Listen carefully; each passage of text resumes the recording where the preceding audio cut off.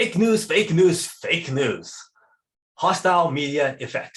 Hi, welcome to another episode of Unlocking the Mind Behind Make More Work Less. My name is Fong. I'm an entrepreneur, business strategist, real estate investor, speaker, and also a best-selling author. And every single day, I help others unlock the potentials and guide them to succeed.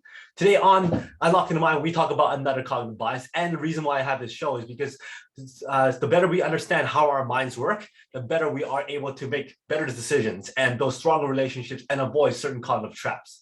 So for today's cognitive bias, let me ask you this question. Have you ever watched a news coverage or a media coverage and go, you know what, this coverage is completely wrong. It's completely fake. They're so biased against this thought and they're so supportive of somebody on that other side. But at the same time, that person sitting next to you who has a complete different viewpoint as you is also saying that, man, this media coverage is completely wrong. It's biased. They're supporting the wrong side. Well, that's weird because it's exactly the same newscast or the same media coverage. So what is hostile media effect? Well, that's exactly what it is. It is when individuals who have a very strong pre-existing viewpoint or attitude towards an issue or a subject, and then also is perceiving a media coverage or some kind of news report as completely biased against their viewpoint and completely in favor of the antagonistic viewpoint. So that's what's happening. Why is that happening? Because we as human beings have this tendency to want everybody to believe what we believe. We want everybody to jump along to what we want everybody else to believe.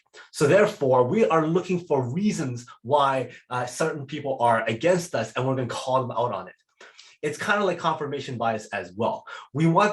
We believe that when people don't support our viewpoints, they're going to say everything that's bad about it. And then we pick out those little things and then we over exaggerate.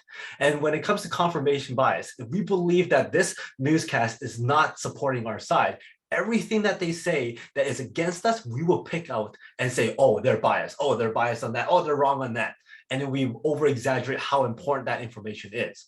We also have different standards. We come from different histories, different cultures, different backgrounds, and therefore our viewpoints are of course going to be a little bit different.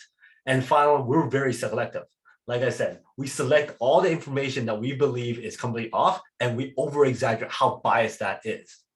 So that is why it's happening. And there's that confirmation bias and that want to have people fall in our footsteps.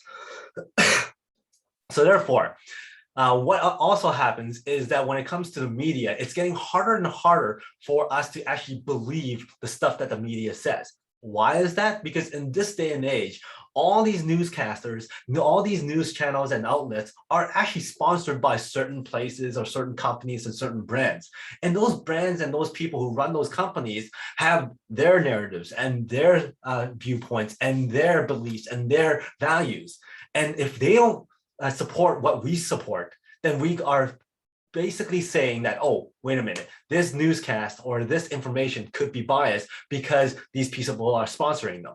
And therefore, we are very, very skeptical as to what we're seeing on the news now. And because we're already skeptical, we instantly say, oh, they're biased.